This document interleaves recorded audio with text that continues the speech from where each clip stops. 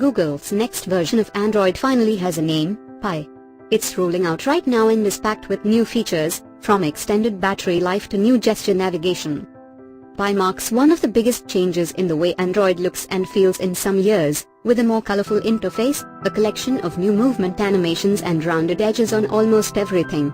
Thankfully, it's still as fast as Android Oreo, at least on Google's Pixel smartphones. Right now, if you have one of the recent Google Pixel smartphones or the Essential phone via an over-the-air update, either wait for the notification to update or head to Settings greater than System greater than Advanced more than System update and hit the Check for Update button. Others will have to wait for their smartphone manufacturer to deliver the update.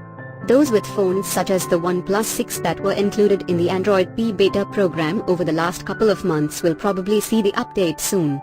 Those with Samsung, Huawei or other mainstream manufacturer devices may have to wait some time to see the update on their phones. Android 9 Pie is a free update for eligible devices. If you are ever asked to pay for Android updates, someone is trying to con you. Google has introduced the biggest change to the way you get around in Android since the traditional 3 buttons of Home, Back and Overview, recently used apps. The new gesture navigation button occupies the same space as the traditional on-screen buttons, but the Home button is now a pill shape and it moves. Tap it to go home, flick it up to see recently used apps, swipe upwards twice or pull it up further to get to the app drawer, or hold it down to activate Google Assistant. You can also drag it to the right to switch to the last app, similar to the double tap of the Overview button, or drag and hold to cycle through recently used apps. The back button still appears when needed, but the Overview button has gone.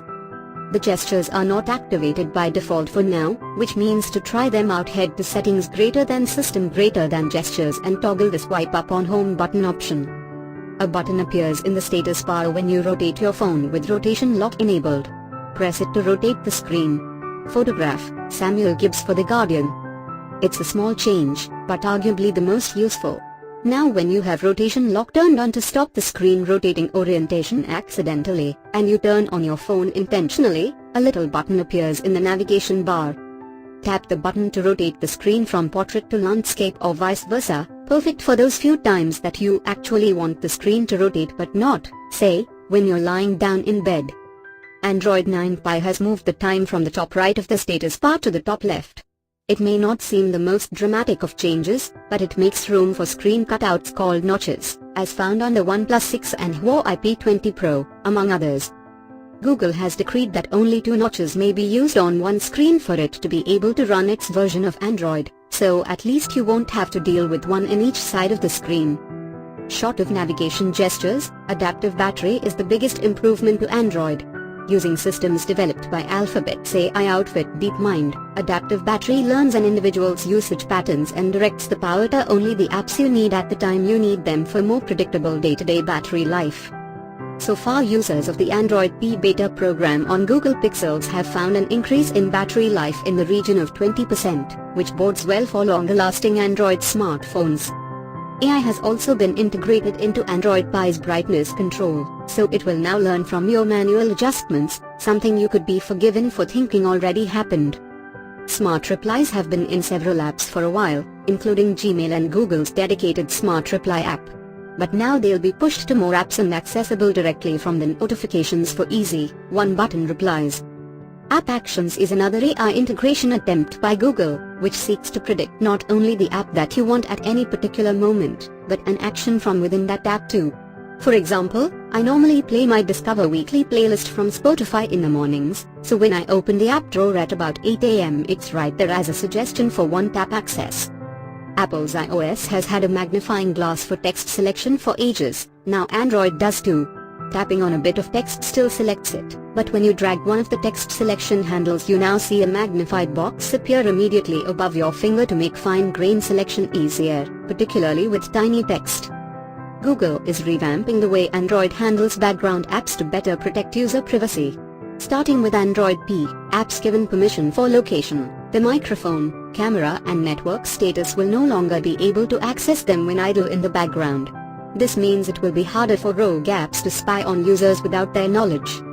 The changes follow a recent tightening of control over the running of apps that were made with Android Nougat and Android Oreo, primarily to prolong battery life and performance. While Android 9 Pie has been released, not all the features shown off by Google at its developer conference in May are fully baked yet. Two big new features have yet to arrive: Slices and Google's digital well-being tools. Expect them to materialize in the autumn for Google's Pixel devices and later for other smartphones. Slices displays information from apps directly within the Google Search app, in a similar manner to the way Google displays snippets of information within boxes directly in web search results.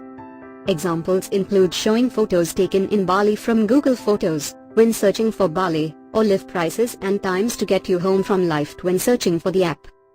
Google's anti-smartphone addiction tools, collectively called Digital Wellbeing, are currently in beta testing for a select number of users. They include Dashboard, which shows you how much time you're spending on your phone and in apps, App Timer, which allows you to set time limits for certain apps, a beefed-up Do Not Disturb (DND) function that silences both visual and audible alerts, and Wind Down, which switches on DND and fades the screen to grayscale as bedtime approaches. Like, share and subscribe this channel for updated tech-related news.